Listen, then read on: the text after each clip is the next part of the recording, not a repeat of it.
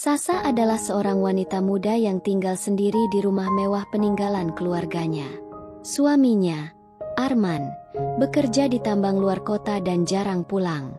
Hari-hari Sasa berjalan sepi dan hampa, sampai suatu hari ia menyewa seorang tukang kebun bernama Reza untuk merapikan taman belakang rumah yang terbengkalai. Reza bukan sekadar pekerja. Ia hadir dengan ketenangan yang sederhana, dan perlahan menghadirkan kembali kehangatan dalam hidup Sasa yang lama beku. Tanpa mereka sadari, kebersamaan yang awalnya biasa mulai berubah menjadi perasaan yang tak bisa dihindari. Namun semuanya berubah saat satu pesan singkat masuk ke ponsel Sasa. Suaminya akan segera pulang. Di saat taman itu mulai tumbuh kembali, Sasa harus memutuskan, tetap menjalani kenyataan, atau mempertahankan rasa yang datang di waktu yang salah. Penasaran dengan cerita lengkapnya?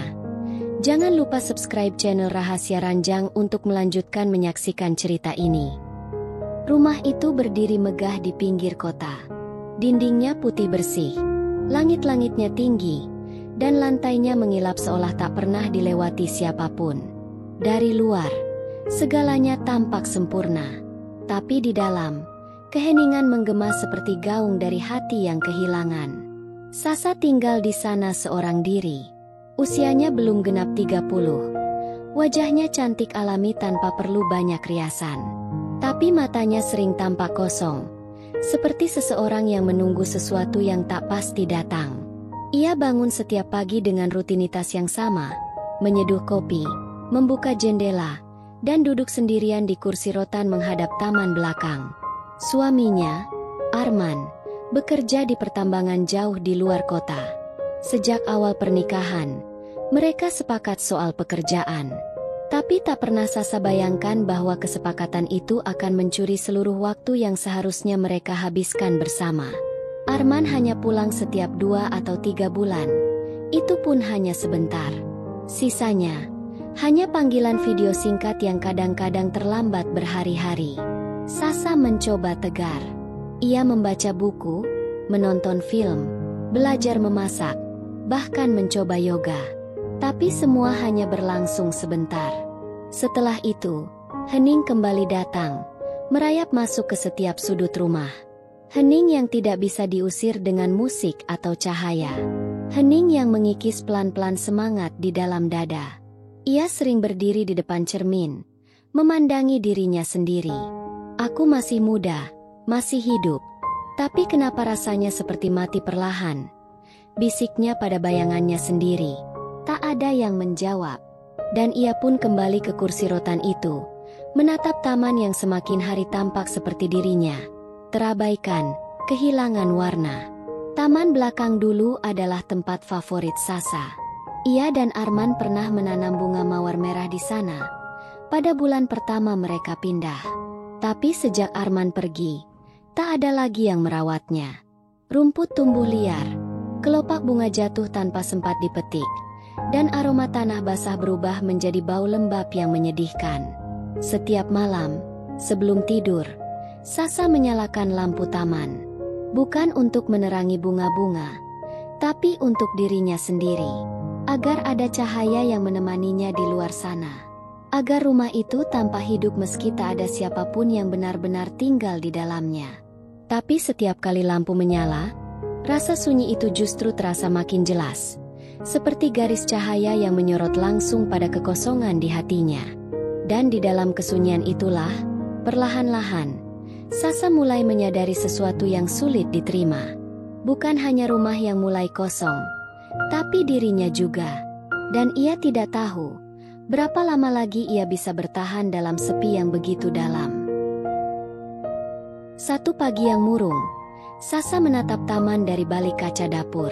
Embun masih menggantung di ujung rumput liar yang menjulang tinggi, dan kelopak-kelopak bunga yang dulu mekar kini berguguran seperti menyerah. Pandangannya tak lepas dari semak yang merambat liar ke pagar, seperti hatinya yang tak pernah benar-benar dia rapikan.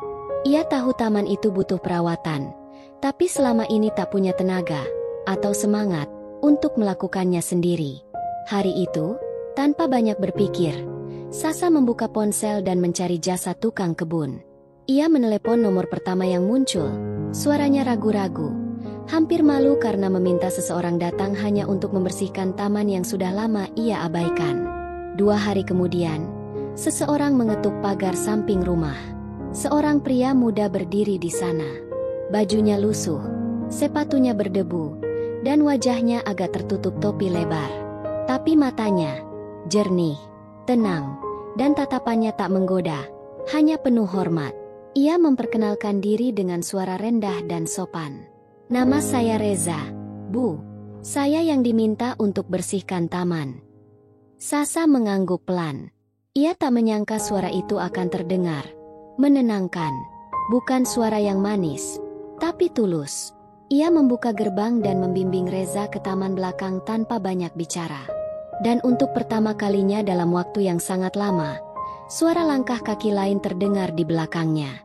Reza mulai bekerja dengan diam. Ia membawa alat-alat sendiri, menyabit rumput tanpa banyak bertanya, memotong ranting yang kering, dan menyapu dedaunan yang sudah lama menumpuk. Sasa mengamatinya dari balkon, berdiri di balik tirai tipis. Ada sesuatu yang aneh dalam cara pria itu bergerak.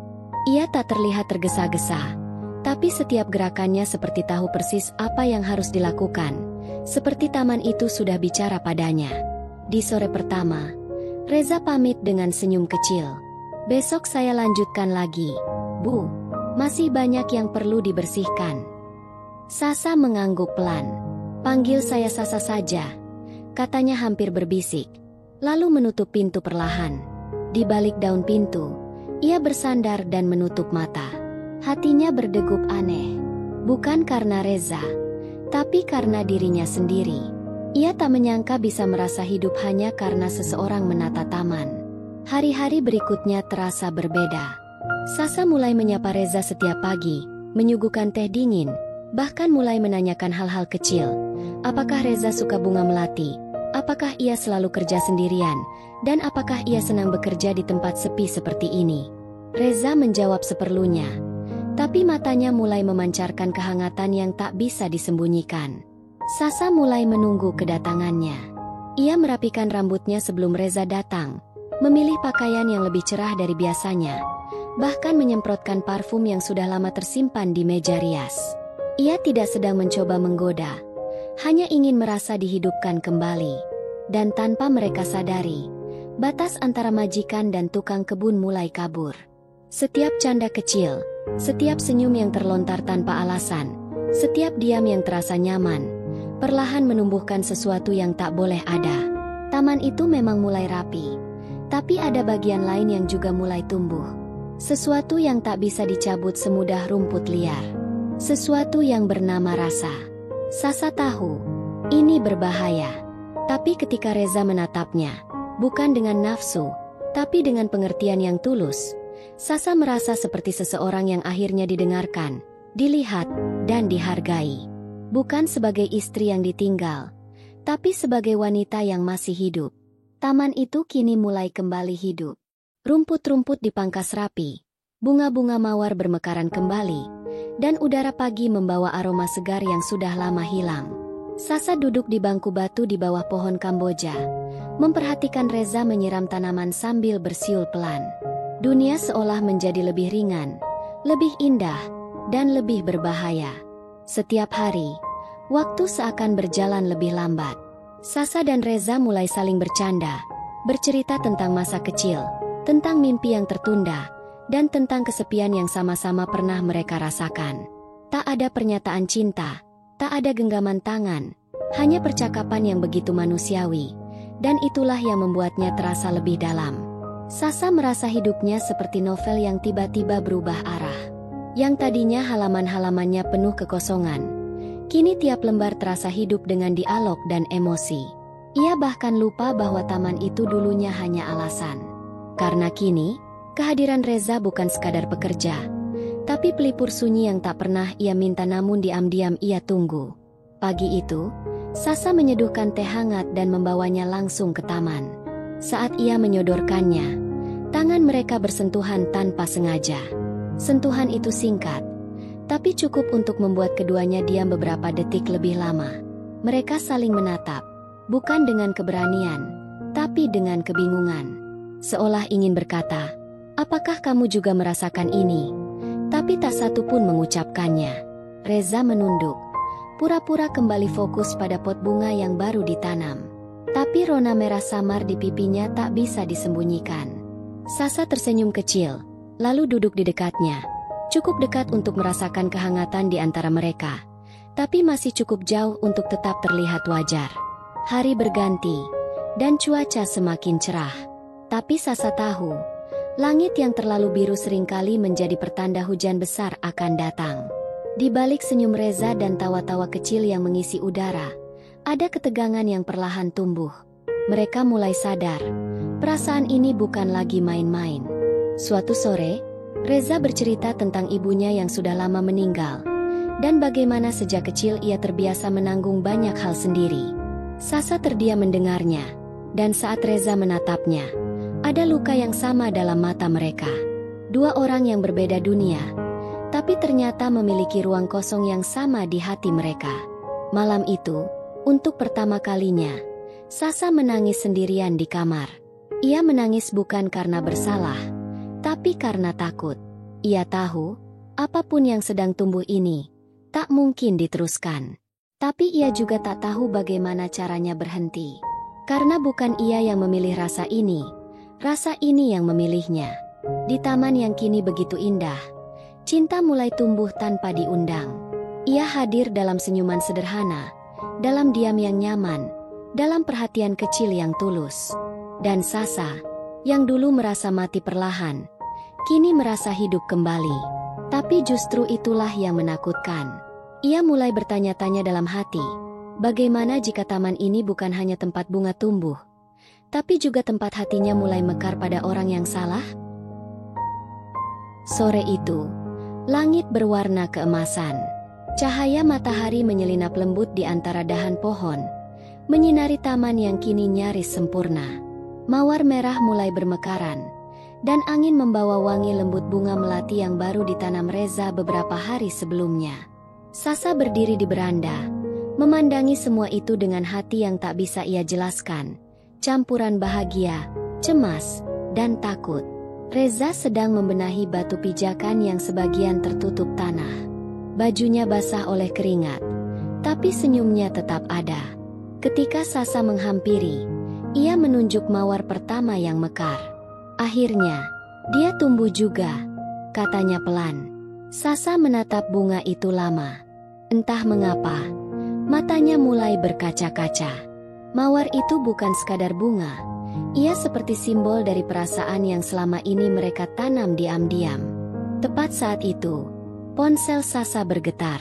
Sebuah pesan singkat masuk, hanya 2 baris, tapi cukup untuk membuat dunia di sekitarnya seolah runtuh dalam diam. "Sayang, aku pulang minggu depan. Tiket sudah dibeli. Tunggu aku di rumah." Sasa membeku. Ia membaca pesan itu 3 kali, seakan berharap huruf-hurufnya berubah. Tapi tidak. Arman, suaminya, akan pulang. Rumah ini tak akan sepi lagi. Tapi anehnya, hatinya justru makin hening. Ia menggenggam ponsel itu erat-erat, lalu menatap Reza yang masih jongkok di bawah pohon, tak tahu apa-apa. Hatinya terasa berat, seperti membawa 2 kenyataan yang tak bisa berjalan beriringan. Reza menoleh dan tersenyum seperti biasa. "Kenapa diam?" tanyanya ringan. Sasa hanya menggeleng pelan. Ia berusaha membalas senyum itu, tapi bibirnya terasa kaku. Ia membalikkan badan, berjalan kembali ke dalam rumah tanpa menjelaskan apapun. Dan untuk pertama kalinya, Reza tidak dipanggil masuk. Malam itu, lampu taman tetap dinyalakan seperti biasa. Tapi kali ini, Sasa tak menatapnya dari balkon. Ia menatap bayangannya sendiri di kaca ruang tamu. Mata yang sembab, dada yang sesak, dan jiwa yang seperti kehilangan arah. Ia tidak marah pada Arman. Ia hanya bingung pada dirinya sendiri. Apakah mungkin mencintai 2 pria dalam waktu yang sama? Apakah mungkin seseorang bisa begitu kesepian, sampai rasa kasih sayang yang sederhana terasa seperti cinta sejati? Keesokan harinya, Reza tidak datang.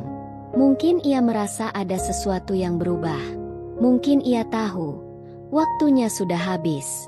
Dan taman itu, yang baru saja hidup, kembali sunyi. Sasa hanya bisa berdiri di jendela, menatap bangku batu yang kosong, sambil bertanya dalam hati, apakah kebahagiaan singkat itu layak dibayar dengan luka sepanjang ini? Dan untuk pertama kalinya setelah sekian lama, Sasa merasa benar-benar sendirian. Bukan karena tak ada orang di rumah itu, tapi karena orang yang bisa membuatnya merasa hidup, telah pergi tanpa sempat berpamitan. Hari kepulangan Arman tiba dengan awan mendung yang menggantung rendah. Sasa berdiri di depan cermin, mengenakan gaun putih sederhana. Wajahnya dirias tipis, tapi matanya tak bisa disembunyikan. Mata yang menahan air hujan dari dalam. Ia tersenyum pada bayangannya sendiri, lalu berbisik pelan, "Aku baik-baik saja." Kalimat itu terdengar palsu, tapi cukup untuk membuatnya melangkah. Pintu rumah kembali terbuka dengan suara yang sudah lama tak terdengar. Arman berdiri di ambang, membawa koper besar dan senyum lelah yang jujur. "Akhirnya pulang juga," katanya sambil menarik Sasa ke pelukannya. Sasa memeluk balik, dengan hangat, tapi hatinya tetap dingin. Ada celah di dalam dirinya yang tak bisa dijangkau siapapun. Bahkan oleh suaminya sendiri. Arman menatap sekeliling rumah. "Tamanmu cantik sekarang," komentarnya. "Siapa yang ngerjain?" Sasa terdiam sejenak, lalu menjawab dengan suara nyaris tak terdengar. "Namanya Reza, tukang kebun." Hanya itu. Tak lebih, tak kurang. Tak ada yang perlu dijelaskan. Tak ada yang bisa dijelaskan. Hari-hari berikutnya berjalan seperti seharusnya. Arman mengisi keheningan rumah dengan cerita-cerita dari pertambangan, dan Sasa mendengarkan seperti istri yang baik. Mereka makan bersama, tidur bersama, tertawa sesekali. Tapi ada jarak yang tak bisa dijembatani. Jarak yang tak terlihat, tapi nyata. Jarak yang bernama rasa yang tak selesai. Suatu pagi, Sasa berjalan ke taman. Reza tak pernah kembali. Tapi jejaknya tertinggal di setiap sudut, di jalur batu yang rapi, di pot mawar merah yang mekar sempurna, dan di bangku batu tempat mereka pernah tertawa dalam diam. Ia duduk di sana, menyentuh kelopak mawar yang masih basah oleh embun. Setangkai mawar jatuh ke pangkuannya. Tanpa suara, tanpa sebab, ia mengangkat bunga itu perlahan. Seolah itu adalah pesan terakhir dari seseorang yang memilih pergi tanpa pamit. Lalu, perlahan, ia tersenyum kecil. Bukan senyum bahagia, tapi senyum seseorang yang akhirnya menerima luka sebagai bagian dari hidup. Sasa tidak menyesali apapun. Ia tidak menyalahkan siapapun. Tidak Reza, tidak Arman, bahkan tidak dirinya sendiri. Cinta bisa tumbuh di tempat paling tak terduga, dan kadang, hanya untuk menunjukkan bahwa hati kita masih bisa merasa, walau akhirnya harus melepaskan. Yang tinggal hanyalah taman yang kembali rimbun, dan bunga mawar merah yang mekar indah, namun tak pernah dipetik.